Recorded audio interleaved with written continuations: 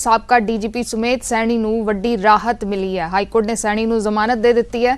High court ਨੇ ਇਹ ਵੀ ਕਿਹਾ ਕਿ ਵਿਜੀਲੈਂਸ ਵੱਲੋਂ ਸੈਣੀ ਦੀ गिरफ्तारी गैर कानूनी है। हाईकोर्ट ने इस गिरफ्तारी ਨੂੰ गैर कानूनी करार दिता है। हाईकोर्ट के फैसले तो बाद मोहाली कोर्ट ने भी रिहा कर दिता सैणी ਨੂੰ। रात करीब 2 बजे मोहाली कोर्ट तो सैणी घर ਦੇ ਲਈ रवाना हुए। विजिलेंस ਦੇ ਵੱਲੋਂ परसों रात गिरफ्तारी की गई सी। विजिलेंस ਦੇ ਕੋਲ ਜਾਂਚ ਦੇ ਵਿੱਚ शामिल ਹੋਣ ਦੇ ਲਈ सैणी पहुंचे सी अपनी लीगल टीम ਦੇ ਨਾਲ ਤੇ ਉੱਥੇ एफआईआर ਦੇ ਵਿੱਚ एफआईआर दर्ज की एफआईआर च एक गिरफ्तारी की गई सी ते सैणी नूं पूरी रात विजिलेंस दफ्तर की बैरक दे विच गुजारनी पई सी ते उस तो बाद उन्हां नूं मोहाली कोर्ट दे विच कल पेश किया गया जिथे सुनवाई जद सुनवाई चल रही सी। उस तो बाद हाईकोर्ट दे विच इस गिरफ्तारी के खिलाफ जिहड़ी है वो सुनवाई हुई। गिरफ्तारी नूं हाईकोर्ट दे वल्लों गैर कानूनी करार दिता गया।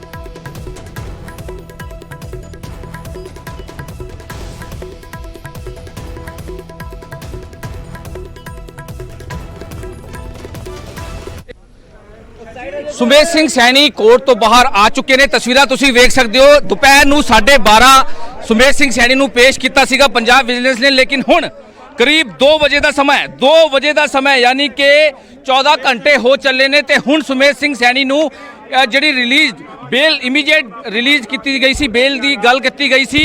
हुण 2 बजे रात के 2 बजे ने मोहाली कोर्ट है जिथे हुण सुमेध सिंह सैनी इत्थे बेल एप्लीकेशन तो बाद जिहड़ी हाई कोर्ट तो बेल एप्लीकेशन मिली है उस तो बाद हुण अपने घर जा रहे हैं। तस्वीरां तुसीं वेख सकते हो। हालांकि कोशिश करांगे उन्हां नाल गलबात करन दी कि सुमेध सिंह सैनी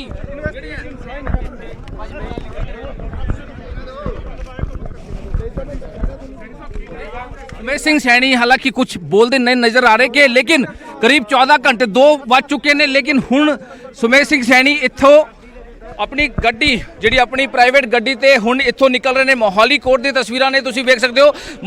सुमेध सिंह सैनी सफेद कुर्ता पजामा पा के सुमेध सिंह सैनी हुण निकल रहे हैं। बेल इमीडिएट रिलीज जिहड़ी बेल की गई सी ते उन्हां दे जिहड़े वकील ने उन्हां दे नाल हुण सुमेध सिंह सैनी जिहड़े हैं वो निकल रहे। लगातार तस्वीरां तुसीं वेख सकते हो। तो ग्राउंड जीरो ते पूरे 2:05 होए ने ते सुमेध सिंह सैनी हुण मोहाली कोर्ट तो निकले ने। तस्वीरां लगातार तुसीं वेख रहे हो। तो इमीडिएट जिहड़ी रिलीज की सी ते रात 2 बजे यानी कि 12:30 बजे सुमेध सिंह सैनी इत्थे पहुंचे सी।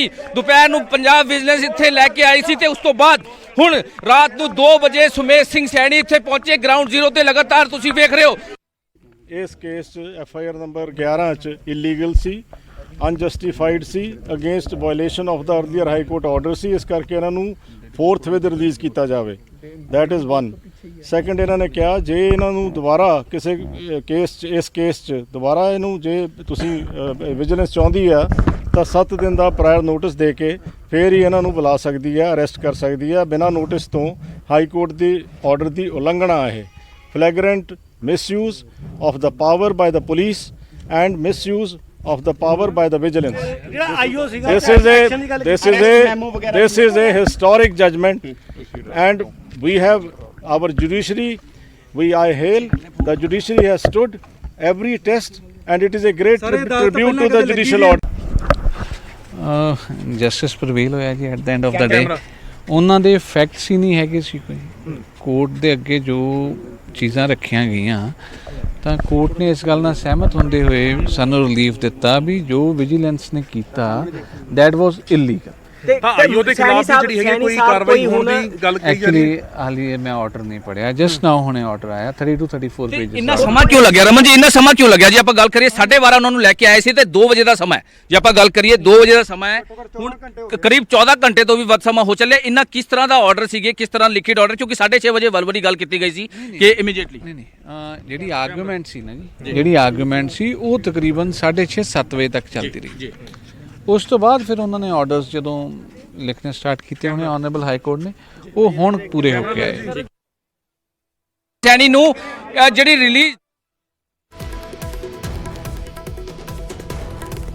सुमेध सैणी ਨੂੰ ਵੱਡੀ ਰਾਹਤ ਮਿਲੀ ਹੈ। ਹਾਈ ਕੋਰਟ ਦੇ ਵੱਲੋਂ ਇਸ ਗ੍ਰਿਫਤਾਰੀ ਨੂੰ ਗੈਰ ਕਾਨੂੰਨੀ ਕਰਾਰ ਦਿੱਤਾ ਗਿਆ। ਐਫਆਈਆਰ ਨੰਬਰ 11 ਦੇ ਵਿੱਚ ਗ੍ਰਿਫਤਾਰੀ ਹੋਈ ਸੀ ਤੇ ਹਾਈ ਕੋਰਟ ਨੇ ਇਸ ਮਸਲੇ ਦੇ ਵਿੱਚ ਇਸ ਗ੍ਰਿਫਤਾਰੀ ਨੂੰ गैर कानूनी करार दिता है ते नाल ही बेल दे दी गई है। तो उस तो बाद मोहाली कोर्ट दे विचों भी उन्होंने रिहा कर दिता है। कल करीब देर रात 2 बजे दी तस्वीरां ने जद सैनी ਮੋਹਾਲੀ ਕੋਰਟ ਤੋਂ ਆਪਣੇ ਘਰ ਜਾਂਦੇ ਦਿਖਾਈ ਦੇ ਰਹੇ ਨੇ। ਉਹਨਾਂ ਦੀ ਰਿਹਾਈ ਹੁੰਦੀ ਹੈ। ਪਰਸੋਂ ਵਿਜੀਲੈਂਸ ਦੇ ਵੱਲੋਂ ਇਹ ਗ੍ਰਿਫਤਾਰੀ ਕੀਤੀ ਗਈ ਸੀ ਜਦ ਸੈਣੀ ਆਪਣੀ ਲੀਗਲ ਟੀਮ ਦੇ ਨਾਲ ਜਾਂਚ ਦੇ ਵਿੱਚ ਸ਼ਾਮਲ ਹੋਣ ਦੇ ਲਈ ਪਹੁੰਚੇ ਸੀ। ਉਹਨਾਂ ਦੀ ਗ੍ਰਿਫਤਾਰੀ ਹੋਈ ਸੀ ਤੇ ਬੈਰਕ ਦੇ ਵਿੱਚ ਹੀ ਰਾਤ ਗੁਜ਼ਾਰਨੀ ਪਈ ਸੀ, ਜਿਹੜੀਆਂ ਤਸਵੀਰਾਂ ਅਸੀਂ ਤੁਹਾਨੂੰ ਸਕਰੀਨ ਦੇ ਉੱਤੇ ਦਿਖਾ ਰਹੇ ਹਾਂ।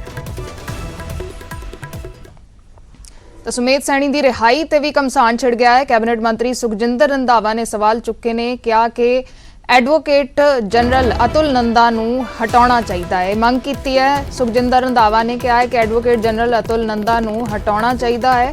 ਗ੍ਰਹਿ ਸਕੱਤਰ ਤੇ ਵਿਜੀਲੈਂਸ ਦੇ ਚੀਫ ਡਾਇਰੈਕਟਰ ਨੂੰ ਵੀ ਹਟਾਉਣ ਦੀ ਉਹਨਾਂ ਦੇ ਵੱਲੋਂ ਮੰਗ ਕੀਤੀ ਗਈ ਹੈ। ਉਹਨਾਂ ਨੇ ਪਹਿਲਾਂ ਵੀ ਉਹ ਸਵਾਲ ਚੁੱਕਦੇ ਰਹੇ ਨੇ ਉੱਚ ਪੱਧਰੀ ਅਫਸਰਾਂ ਤੇ ਹੁਣ ਫਿਰ ਸਵਾਲ ਚੁੱਕੇ ਗਏ ਨੇ ਤੇ ਐਡਵੋਕੇਟ ਜਨਰਲ ਅਤੁਲ ਨੰਦਾ ਤੇ ਖਾਸ ਕਰਕੇ ਸਵਾਲ ਚੁੱਕਦੇ ਰਹੇ ਨੇ ਤੇ ਹੁਣ ਉਹਨਾਂ ਨੂੰ ਹਟਾਉਣ ਦੀ ਮੰਗ ਕੀਤੀ ਹੈ ਤੇ ਨਾਲ ਹੀ ਜਿਹੜੇ ਵਿਜੀਲੈਂਸ ਆਫੀਸਰਸ ਨੇ ਉਹਨਾਂ ਨੂੰ ਵੀ ਹਟਾਉਣ ਦੀ ਮੰਗ ਕੀਤੀ ਹੈ।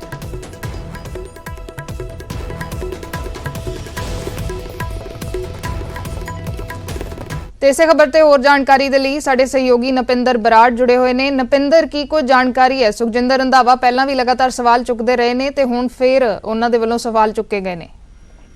ਦੇਖੋ ਹਰਦੀਪ, ਅਸਲ ਦੇ ਵਿੱਚ ਇਸ ਪੂਰੇ ਮਾਮਲੇ ਦੇ ਨਾਲ ਸਿੱਧੇ ਤੌਰ ਤੇ ਕਿਹਾ ਜਾ ਸਕਦਾ ਕਿ ਸਰਕਾਰ ਦੀ ਬੜੀ ਕਿਰਕਰੀ ਹੋਈ ਹੈ, ਕਿਉਂਕਿ ਪਹਿਲਾਂ ਤਾਂ ਗ੍ਰਿਫਤਾਰੀ ਨੂੰ ਲੈ ਕੇ ਸਵਾਲ ਹੋ ਰਹੇ ਸੀ ਕਿ ਗ੍ਰਿਫਤਾਰੀ ਕੀਤੀ ਕਿਉਂ ਨਹੀਂ ਜਾ ਰਹੀ, ਗ੍ਰਿਫਤਾਰੀ ਕਰਨ ਦੇ ਵਿੱਚ ਕਮੀ ਕਿੱਥੇ ਹੈ। ਸੁਖਜਿੰਦਰ ਰੰਧਾਵਾ ਨੇ ਉਦੋਂ ਵੀ ਸਵਾਲ ਚੁੱਕਿਆ ਸੀ ਕਿ ਅਫਸਰਾਂ ਦੀ ਨੀਅਤ ਨਹੀਂ ਹੈ, ਕਿਉਂਕਿ ਜ਼ਿਆਦਾਤਰ ਅਫਸਰ ਰੇਡ ਕਰਨ ਉਹੀ ਗਏ ਜਿਹੜੇ ਉਹਨਾਂ ਦੇ ਮੁਤਹਿਦ ਰਹੇ ਜਦੋਂ ਪਹਿਲਾਂ ਰੇਡ ਹੋਈ ਸੀ, ਉਹ ਸਵਾਲ ਚੁੱਕਦੇ ਰਹੇ।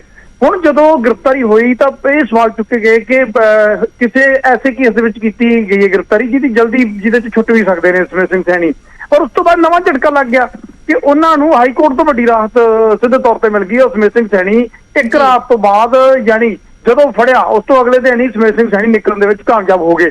ਤਾਂ ਸੁਖਜਿੰਦਰ ਰੰਧਾਵਾ ਸਿੱਧੇ ਤੌਰ ਤੇ ਇਸ ਦੇ ਲਈ ਸਮਝਦੇ ਨੇ ਕਿ ਜਿਹੜੇ ਐਡਵੋਕੇਟ ਜਨਰਲ ਨੇ, ਕਿਉਂਕਿ ਦੇਖੋ ਜਿਹੜਾ ਐਡਵੋਕੇਟ ਜਨਰਲ ਹੁੰਦਾ ਉਸਨੇ ਸਲਾਹ ਦੇਣੀ ਹੁੰਦੀ ਆ, ਉਸਦੀ ਜ਼ਿੰਮੇਵਾਰੀ ਕਾਨੂੰਨੀ ਪੱਖ ਦੱਸਣਾ, ਉਸਨੇ ਦੱਸਣਾ ਹੁੰਦਾ ਹੈ ਕਿ ਕਿਵੇਂ ਕਾਨੂੰਨੀ ਪ੍ਰਕਿਰਿਆ ਕਿੱਥੇ ਸਰਕਾਰ ਦਾ ਪੱਖ ਮਜ਼ਬੂਤ ਹੈ, ਕਿੱਥੇ ਕੋਈ ਕਮੀ ਹੈ, ਉਸਨੂੰ ਦੂਰ ਕੀਤਾ ਜਾਵੇ। ਉੱਥੇ ਉਹਨਾਂ ਦੀ ਅਣਗਹਿਲੀ ਸਿੱਧੇ ਤੌਰ ਤੇ ਸੁਖਜਿੰਦਰ ਰੰਧਾਵਾ ਨੂੰ ਨਜ਼ਰ ਆਉਂਦੀ ਹੈ। ਔਰ ਗ੍ਰਹਿ ਸਕੱਤਰ ਦੀ ਜ਼ਿੰਮੇਵਾਰੀ, ਕਿਉਂਕਿ ਉਹਨਾਂ ਦੇ ਅਧੀਨ ਜਿਹੜੀ ਪੁਲਿਸ ਫੋਰਸ ਹੈ ਤਾਂ ਸਾਰੀ ਜ਼ਿੰਮੇਵਾਰੀ ਉਹਨਾਂ ਦੀ ਬਣਦੀ ਹੈ, ਡਾਇਰੈਕਟਰ ਵਿਜੀਲੈਂਸ ਤੇ, ਕਿਉਂਕਿ ਉਹਨਾਂ ਦੇ ਮਹਿਕਮੇ ਨੇ ਜਿਹੜੀ ਇਹ ਗ੍ਰਿਫਤਾਰੀ ਕੀਤੀ ਸੀ। ਤੇ ਸਿੱਧੇ ਤੌਰ ਤੇ ਕਿਉਂਕਿ ਸਰਕਾਰ ਨੂੰ ਇਸ ਦੇ ਵੱਡਾ ਖਮਿਆਜ਼ਾ ਭੁਗਤਣਾ ਪੈ ਸਕਦਾ, ਇਹੀ ਕਾਰਨ ਹੈ ਕਿ ਸੁਖਜਿੰਦਰ ਰੰਧਾਵਾ ਸਰਕਾਰ ਅੱਜ ਸਵਾਲ ਚੁੱਕ ਰਹੇ ਨੇ। ਉਹਨਾਂ ਅਫਸਰਾਂ ਤੇ ਮੁੱਖ ਮੰਤਰੀ ਤੋਂ ਮੰਗ ਕਰ ਰਹੇ ਨੇ ਕਿ ਇਹਨਾਂ ਸਾਰਿਆਂ ਨੂੰ ਤੁਰੰਤ ਰਿਮੂਵ ਕੀਤਾ ਜਾਵੇ, ਇਹਨਾਂ ਨੂੰ ਹਟਾਇਆ ਜਾਵੇ ਔਰ ਕਿਤੇ ਨਾ ਕਿਤੇ ਆਪਣੀ ਸਰਕਾਰ ਦੀ ਛਵੀ ਬਚਾਉਣ ਦੀ ਕੋਸ਼ਿਸ਼ ਕਹਿ ਸਕਦੇ ਆ, ਕਿਉਂਕਿ ਹੁਣ ਸਵਾਲ ਉੱਠਣਗੇ ਕਿ ਕੀ ਸੁਮੇਧ ਸਿੰਘ ਸੈਣੀ ਨੂੰ ਗ੍ਰਿਫਤਾਰ ਜਿਹੜਾ ਕੀਤਾ ਗਿਆ। ਸਵਾਲ ਨਵਿੰਦਰ ਕੱਲ ਹੀ ਉੱਠ ਰਹੇ ਸੀ, ਵਿਰੋਧੀ ਤਾਂ ਇਹ ਵੀ ਕਹਿ ਰਹੇ ਸੀ ਕਿ ਇਹ ਸਿਆਸੀ ਗ੍ਰਿਫਤਾਰੀ ਹੈ, ਕਿ ਜਲਦ ਹੀ ਹੋ ਸਕਦਾ ਉਹਨਾਂ ਨੂੰ ਬਾਅਦ ਚ ਛੱਡ ਦਿੱਤਾ ਜਾਵੇ। ਕੱਲ ਹੀ ਇਹ ਸਵਾਲ ਤਾਂ ਉੱਠਣੇ ਸ਼ੁਰੂ ਹੋ ਗਏ ਸੀ। ਦੇਖੋ ਬਿਲਕੁਲ, ਔਰ ਹੋਇਆ ਵੀ ਉਹੀ। ਹਾਲਾਂਕਿ ਦੇਖੋ ਕਾਨੂੰਨੀ ਪੱਖ ਤੋਂ ਜਿਹੜਾ ਹੈਗਾ ਸੁਮੇਧ ਸਿੰਘ ਸੈਣੀ ਨੂੰ ਰਾਹਤ ਮਿਲ ਗਈ, ਤਾਂ ਇਹੀ ਕਾਰਨ ਹੈ ਕਿ ਅਤੁਲ ਨੰਦਾ ਦਾ ਜ਼ਿਕਰ ਕਰ ਰਹੇ ਨੇ ਸੁਖਜਿੰਦਰ ਰੰਧਾਵਾ ਕਿ ਜੇ ਕਾਨੂੰਨੀ ਪੱਖ ਤੋਂ ਕਮੀ ਰਹਿ ਗਈ ਹੈ, ਜੇ ਵਿਜੀਲੈਂਸ ਨੂੰ ਪਤਾ ਸੀ ਕਿ ਹਾਈ ਕੋਰਟ ਦੇ ਵਿੱਚੋਂ ਬਲੈਂਕਟ ਬੇਲ ਦਿੱਤੀ ਗਈ ਹੈ, ਨੋਟਿਸ ਦੇਣਾ ਹੋਵੇਗਾ ਉਸ ਦੀ ਗ੍ਰਿਫਤਾਰੀ ਤੋਂ ਪਹਿਲਾਂ, ਤਾਂ ਤੁਸੀਂ ਇੱਕ ਕੇਸ ਦੇ ਵਿੱਚ ਬੁਲਾਇਆ ਦੂਜੇ ਦੇ ਵਿੱਚ ਬਿਠਾ ਲਿਆ। ਇਸ ਤਰ੍ਹਾਂ ਕਾਨੂੰਨੀ ਤੌਰ ਤੇ ਨਹੀਂ ਹੋ ਸਕਦਾ। ਬੇਸ਼ੱਕ ਸੁਮੇਧ ਸਿੰਘ ਦੇ ਖਿਲਾਫ ਕਿੰਨੇ ਵੀ ਕੇਸ ਕਿਉਂ ਨਾ ਹੋਣ, ਪਰ ਤੁਸੀਂ ਜਦੋਂ ਹਾਈ ਕੋਰਟ ਦੇ ਵੱਲੋਂ ਤੁਹਾਨੂੰ ਸਿੱਧੇ ਤੌਰ ਤੇ ਡਾਇਰੈਕਸ਼ਨ ਹੈ, ਔਰ ਹਾਈ ਕੋਰਟ ਦੇ ਵਿੱਚ ਕੱਲ ਝਾੜ ਵੀ ਕਿਸ ਤਰ੍ਹਾਂ ਪਈ, ਔਰ ਤੁਸੀਂ ਦੇਖੋ ਕਿ ਰਾਤ ਨੂੰ ਕਰੀਬ 12:15 ਵਜੇ ਹਾਈ ਕੋਰਟ ਦੇ ਵਿੱਚ ਆਰਡਰ ਆਉਂਦੇ ਨੇ ਔਰ ਸਵੇਰ ਦੇ ਕਰੀਬ 2:05 ਤੇ ਸੁਮੇਧ ਸਿੰਘ ਸੈਣੀ ਨੂੰ ਰਾਹਤ ਮਿਲ ਜਾਂਦੀ ਕੋਰਟ ਦਾ ਮੋਹਾਲੀ ਕੋਰਟ ਦੇ ਵਿੱਚੋਂ। ਸਿੱਧੇ ਉਹ ਆਪਣੇ ਘਰ ਚਲੇ ਜਾਂਦੇ ਨੇ। ਔਰ ਸਿੱਧੇ ਤੌਰ ਤੇ ਕਹਿ ਸਕਦੇ ਹਾਂ ਕਿ ਪੰਜਾਬ ਪੁਲਿਸ ਨੂੰ ਜਾਂ ਪੰਜਾਬ ਸਰਕਾਰ ਨੂੰ ਠੇਂਗਾ ਦਿਖਾਉਣ ਵਾਲੀ ਗੱਲ ਹੋ ਗਈ ਹੈ ਔਰ ਵੱਡੀ ਕਿਰਕਰੀ ਕਹਿ ਸਕਦੇ ਹਾਂ। ਰਾਜ ਵਿਰੋਧੀ ਧਿਰਾਂ ਦੇ ਨਿਸ਼ਾਨੇ ਤੁਹਾਨੂੰ ਨਜ਼ਰ ਆਉਣਗੇ। ਵਿਰੋਧੀ ਧਿਰਾਂ ਤੋਂ ਪਹਿਲਾਂ ਤਾਂ ਆਪਦਿਆਂ ਦੇ ਨਿਸ਼ਾਨੇ ਸ਼ੁਰੂ ਹੋ ਗਏ ਨੇ ਸੁਖਜਿੰਦਰ ਰੰਧਾਵਾ, ਕਿਉਂਕਿ ਸੁਮੇਧ ਸਿੰਘ ਸੈਣੀ ਦੀ ਗ੍ਰਿਫਤਾਰੀ ਇਸ ਲਈ ਮਹੱਤਵਪੂਰਨ ਮੰਨੀ ਜਾ ਰਹੀ ਸੀ ਹਰਦੀਪ ਕਿ ਸੁਮੇਧ ਸਿੰਘ ਸੈਣੀ ਦਾ ਨਾਮ ਕੋਟਕਪੂਰਾ ਬਹਿਬਲ ਗੋਲੀकांड ਔਰ ਬਾਕੀ ਮਸਲਿਆਂ ਦੇ ਨਾਲ ਜੁੜਿਆ ਹੋਇਆ ਹੈ ਔਰ ਵੱਡੇ ਐਲੀਗੇਸ਼ਨ ਨੇ ਸੁਮੇਧ ਸਿੰਘ ਸੈਣੀ ਤੇ। ਤਾਂ ਲੱਗਦਾ ਸੀ ਲੋਕਾਂ ਨੂੰ ਔਰ ਸਰਕਾਰ ਨੂੰ ਕਿਤੇ ਨਾ ਕਿਤੇ ਸੁਖਜਿੰਦਰ ਰੰਧਾਵਾ ਲਗਾਤਾਰ ਮੰਗ ਕਰਦੇ ਆ ਰਹੇ ਨੇ ਕਿ ਉਸ ਦੀ ਗ੍ਰਿਫਤਾਰੀ ਹੋਣੀ ਚਾਹੀਦੀ ਹੈ, ਕਿਉਂਕਿ ਉਹਨਾਂ ਨੂੰ ਲੱਗਦਾ ਸੀ ਕਿ ਇਸ ਗ੍ਰਿਫਤਾਰੀ ਤੋਂ ਬਾਅਦ ਕਿਤੇ ਨਾ ਕਿਤੇ ਜਿਹੜੇ ਬਾਕੀ ਕੇਸ ਨੇ ਉਹਨਾਂ ਦੇ ਵਿੱਚ ਸੈਣੀ ਦੀ ਅਰੈਸਟ ਜਿਹੜੀ ਹੈ ਪਾਈ ਜਾ ਸਕਦੀ ਹੈ ਕਾਨੂੰਨੀ ਪ੍ਰਕਿਰਿਆ ਦੇ ਵਿੱਚ ਲੰਘਦੇ ਹੋਏ।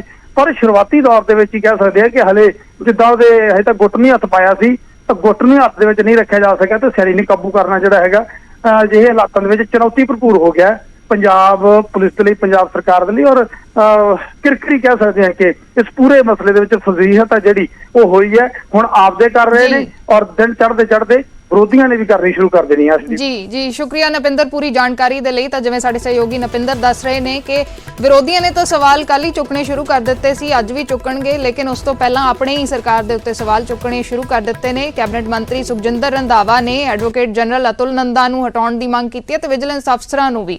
ਫਿਲਹਾਲ ਰੁਕਦੇ ਹਾਂ ਇੱਕ ਛੋਟੇ ਜਿਹੇ ਕਮਰਸ਼ੀਅਲ ਬ੍ਰੇਕ ਦੇ ਲਈ।